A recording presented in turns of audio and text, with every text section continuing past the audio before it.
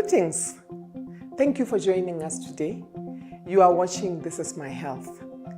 In this show, it is our primary objective to give you health information that hopefully will help you take care of yourself and be able to make decisions and choices that will enhance your health, your wellness, and your general well-being. Today we are again back in our cafe and we are discussing issues that are relating to HIV and AIDS, sexual health, all those many things that sometimes we don't feel comfortable to talk about, but that we really need to talk about. Our reproductive system is part of our wellness. The same way that we are able to talk about our headaches, our backaches, we should be able to open up when we have got problems in our reproductive system. Today, I'm going to be joined by somebody very special here at the cafeteria. I'm with Dr. Mazonde. Here he comes. Welcome, Doc. Thank you very much, and Please. How are you? I'm fine, thank you. Thank you you. for joining us. I had already pre-ordered my things, so if you don't mind, you can order anything what you like. Well, first of all, of course, I'd like to have a glass of water. Yes, that's a very some good idea. grapes, some dates, and some nuts. Those are very, very fancy dishes. I hope we have them. So, I welcomed you by name, but sometimes it's nice for somebody to introduce themselves fully because our audience may not really know you.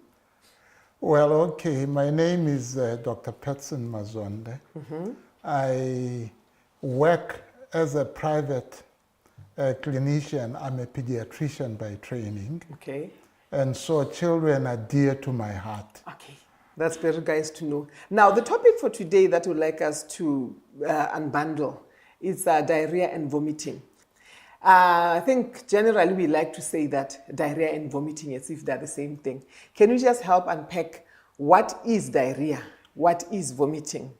Okay, maybe let us start with the subject of vomiting because it's a lot easier to talk about it even when there is food. Vomiting is when a child involuntarily throws up through the mouth. Wait a minute, let's just stick with vomiting. Your definition says a child. When an adult does it, it's not vomiting? Well, let me put it this way. As I mentioned right from the beginning, I deal with children. Okay, that's so fine. Without thinking, I'll always say a child. That's fine. However, even in an adult, it is the same thing. It's still called the same thing. Yeah. No, that's fine. So, involuntary expulsion of matter from inside, no matter what age, is called vomiting. But what I would like to emphasize is that indeed vomiting by itself is not a disease. It is a sign of a problem. For example, one could vomit because there's something happening at the brain. One may vomit because something is happening in the gastrointestinal tract. Or in fact, you may even vomit. So gastrointestinal tract is what? The throat, the stomach. Let's start from the from the swallowing tube. Yes. The gut or esophagus. Those are very big weights. So the thing that the pipe that carries food down to the stomach. The pipe that carries food down to the stomach. All the way to the stomach. Yes. Now, if there is a problem along that line, one may vomit. Because we have been made in a wonderful way. What goes in should not really come back through the same route that it went in. Okay. So the challenge then is, if it happens, there must be something seriously wrong.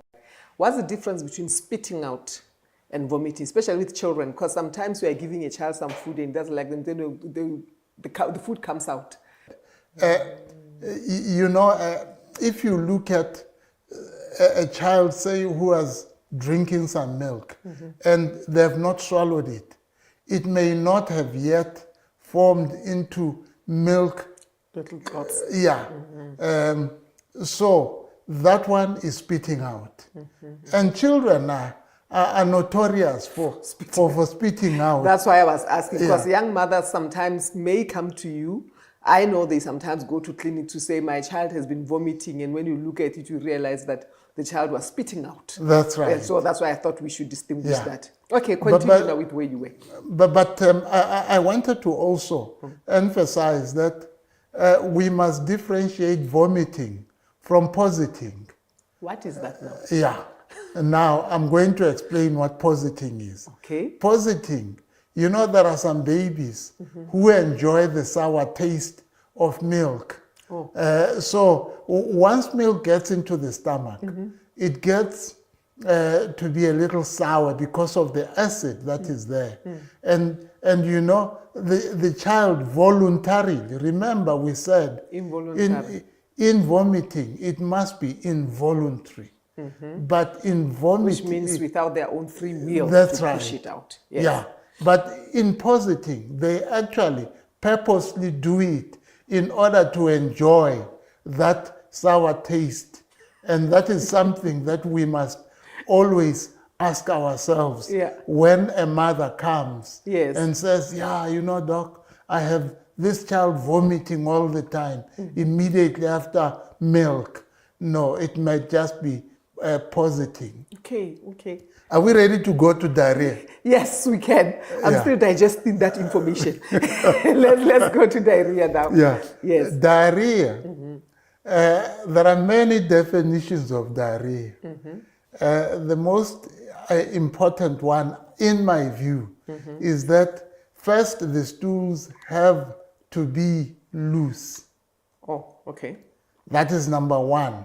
But number two, there must be an increased frequency in the passage of those stools. When I say increased frequency, I mean more than what the child normally does. Okay, so there is no measure of 1 or 3, but if a child normally goes 3 times, then it has got to be more than 3. It has got to be more than 3 times. Now, the books will say if you are passing more than 3 stools, it is diarrhea. Yes. But that is really because on average, many children don't pass stools that frequently. But the reason why I said it must be more than frequency is because the frequency that you are used to. Yeah, is because there are some children who immediately they've had a meal, they pass some stools. And the stools of a child should not be hard. I know no matter the age. The What's a child in this context? A child. Okay, for our context in Botswana, it is up to 12. Okay. But it will vary. In other countries. In other countries. I know there are places where it even goes up to 25. A child? A child. Oh, okay. We won't get there. Yeah. Yes. But let's talk about the 12. 12, yes, and below, and below in this context. In this context, yeah. Now, stools must normally be soft. They shouldn't be hard, but they should not be watery. If they are watery, there is something that is not right about those stools, and it is time to check. What may be the problem, yeah. Now, children get diarrhea for a number of reasons. One of the reasons they get diarrhea is because they have infections in other parts of the body other than the intestinal tract. You mean an ear infection can cause diarrhea? Oh yeah, sure, it can. Okay. If the child, gets an ear infection and the ear infection gets into the nose and gets into the throat and then finds its way into the blood, the child may indeed get diarrhea. So whenever a child has diarrhea, don't just focus on the intestinal tract. On what they have eaten. Yeah. Think outside the tummy. Also think of the other possibilities. So generalized infections may cause diarrhea. But diarrhea may also be caused because, of course, the child has eaten something that is not right. In fact, for many young children, younger than 5, it may be because they've eaten something wrong or they have a viral infection. So infections are also in the tummy. In the tummy. Yeah, infections are important causes of diarrhea. But children may have diarrhea because they have something wrong in their intestines that has nothing to do with infection. For example, if a child has got, say, an immunity problem, that means they are prone to getting infections. yeah, they may have diarrhea. There are certain conditions they are born with that can cause diarrhea. You know, we will say inflammation of the tummy. We are going to go for a break right now because our time is running out. When we come back, I want us to unpack more about conditions, because you were saying inflammation and you are talking about chronic conditions. I want us to go a little bit more on those ones. Please don't go away. We will be right back.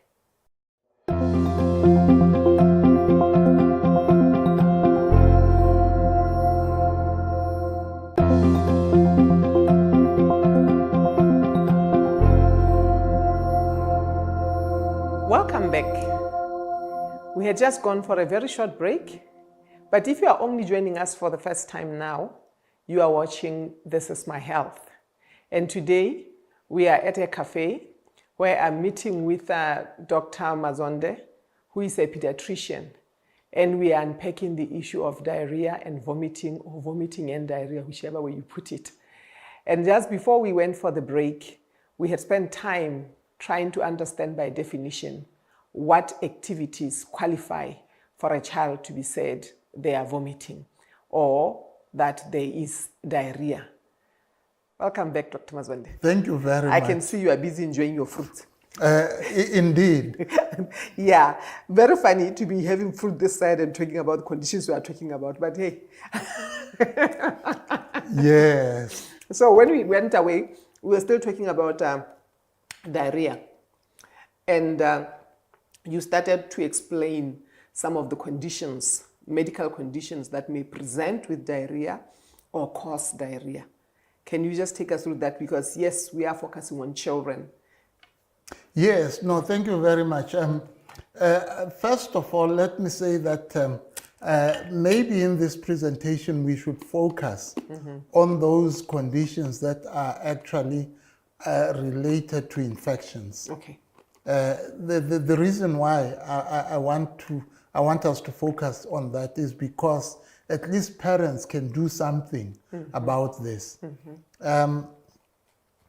As I tried to mention before we went for the break, diarrhea may be due to infections in the tummy, and normally such infections go through bottle feeding and then lack of vaccinations. For example, we've got a very common virus that causes diarrhea in children, especially the small ones, known as rotavirus. This is a completely preventable infection if we just did the right thing.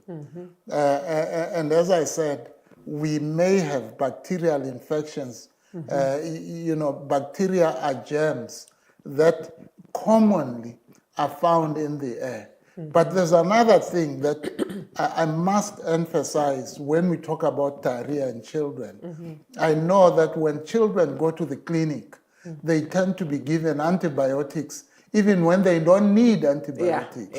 And you know, antibiotics are notorious for causing diarrhea in children. So these infections, parasites, bacteria, viruses being at the top, and the use of antibiotics wrongfully are, you know, are common causes of diarrhea. And it is important that, therefore, we must know that children must be protected from these. And we will be talking about how to protect children. Yes. The point is, when children have diarrhea, you are able to guess which one it is, whether it is from viruses or from bacteria, by merely looking at the stool and determining whether it has blood or no blood. Let's go over that again, because that sounded very, very scientific, but it sounds like you're actually expecting parents to do that. Yes. No, but You can parents, tell from between the stool that has got a viral infection and the stool that's a bacterial infection. How? The viral one, what does it look like? well, the viral one will be watery, and you know there is no blood in it. But for the bacterial ones, usually there is blood, there is mucus, and it may be coffee colored if the blood is semi-digested. Okay, okay. Now, when you see these things, it is a sign that you are probably dealing with a bacterial infection. Yes. But that doesn't mean that the mother, knowing it's a bacteria, they can run for the antibiotics themselves, does it? No, first of all, Yes. if the mother ran for antibiotics, I hope that the pharmacy will refuse to issue antibiotics that have not been prescribed. Yes. Because remember what we said, antibiotics Are part of the problem. Are part of the problem. So it is important that we must know which ones to give and when to give them. Yes. But I must also mention something about diarrhea and little children, you know, the infants.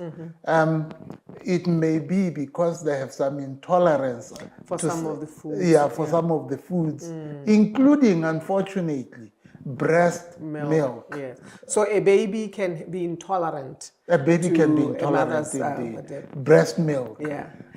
We had previously had an episode, I don't know if our audience would have watched it, when we were looking at the distinction between allergy and intolerance. I'm glad you bring that up, because we've been taught that when somebody has eaten the thing and they react, it's not necessarily that they're allergic, that they're intolerant. I still remember that. Yes. But, yeah. Allergy usually is based on the protein component of the milk. Yes. But intolerance is usually based to the enzymes. Yeah. If someone lacks the enzyme that should digest the milk, then they become intolerant. They become intolerant. Okay. Yeah. Anyway, that was a nice digression. Yes. I want to get back to the issue of antibiotics. I'm actually very happy that you brought that up, because it looks like sometimes we pop antibiotics for any temperature. Just because a child has a temperature, does that mean they should have antibiotics? I know that you are talking diarrhea and vomiting, but you've also said infections anyway can give diarrhea and vomiting. Yeah. Fever is a common symptom in children with infections, particularly if the infections are viral or bacterial. Therefore, you cannot, on the basis of fever, decide that the child needs an antibiotic. In fact, viruses are known to be the commonest cause of fever. And viruses do not respond to antibiotics. Can anything go wrong with somebody who has a viral infection and takes an antibiotic? Can it create other problems? Okay, the first problem that we are talking about right now is diarrhea. Yes. It can cause diarrhea. So the child might be having diarrhea of maybe 3 stools, and you give them this thing, then you end up really watery, and that's the floods go. In fact, we see that quite frequently. You know, one of the things that pediatricians will always do is ask, but what has this child been given? Yes. And you know, they will almost always say, I went and I was given this antibiotic. And the idea is to stop the antibiotic even before you address the diarrhea. I'm going to ask you a curved ball. If you don't know anything about it, you can say so. But because we are saying what the child has been given, are you experiencing children being given natural remedies of sorts, which also end up with diarrhea? Oh, yeah. This one, I can tell you, you know, I practice in a setting where traditional medicine plays an important role in the care of children and even adults. And we have seen many children who have taken so-called natural remedies, who come with severe dehydration because of diarrhea and vomiting in particular. So it's a common problem in our setting. So what will be your advice on that? My honest advice is this. For a child who is not well, please always see a clinician or a health worker before the child gets terribly ill. The biggest problem is that, especially with diarrhea and vomiting, children come in too late.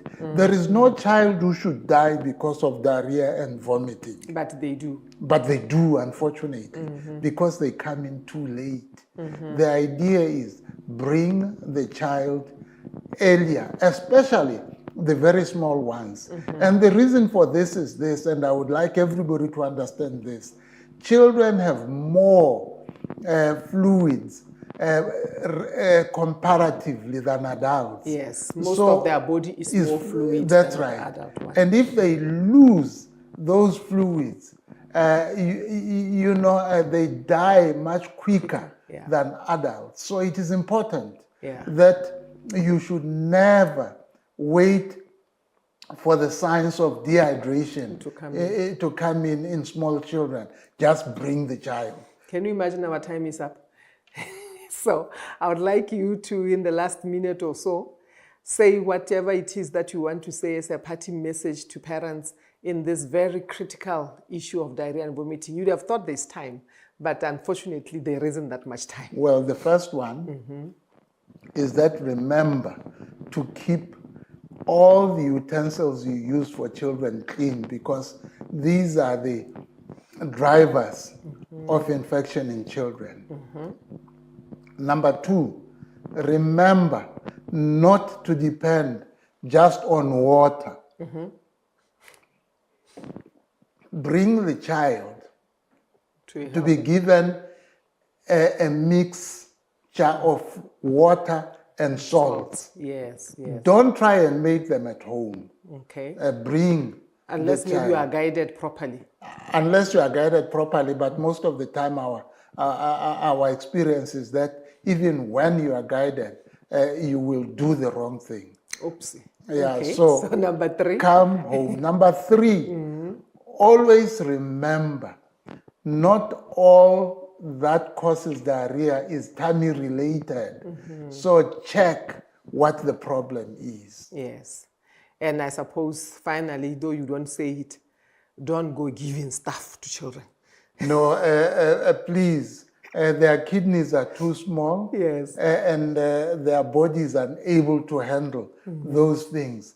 Just come, let us do the right thing for your child.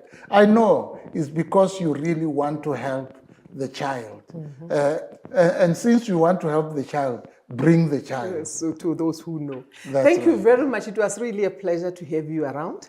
And enjoy your fruits. I'll sure enjoy my fruits. I hope parents will enjoy bringing the children. To you, okay.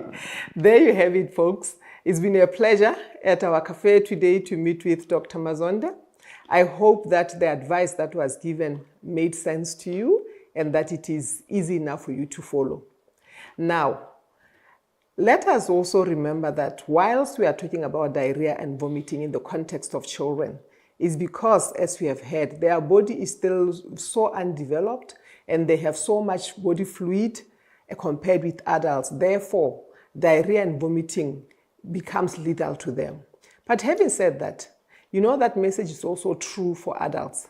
The message that things should be kept clean, otherwise they can cause infection that will give diarrhea and vomiting, goes for the whole family. We don't just clean only children's stuff and then we go ourselves to take the dirty ones. Because if an adult has not looked after themselves and they catch diarrhea and vomiting, it won't be long before the whole family can actually follow suit, especially those of us who are responsible for preparing food.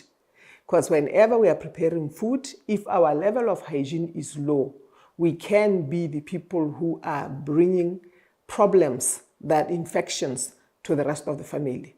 The other group that I just want to say before we go away is the very elderly. Let us also notice that the very elderly can be very frail. Losing a lot of water through diarrhea and vomiting with them can also be something that leads to death.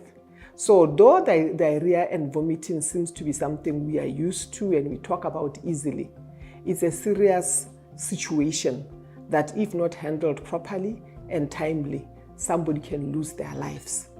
So we would like to encourage all of us to look after ourselves, look after our making things sure that things are clean. Let's make sure that we don't try to treat and put in things in our mouths when somebody is vomiting or has got diarrhea. More often than not, that makes things worse. I hope that you will take this advice, and I really look forward to seeing you again in our next episodes. Until then, remember, you are fearfully and wonderfully made. God bless you.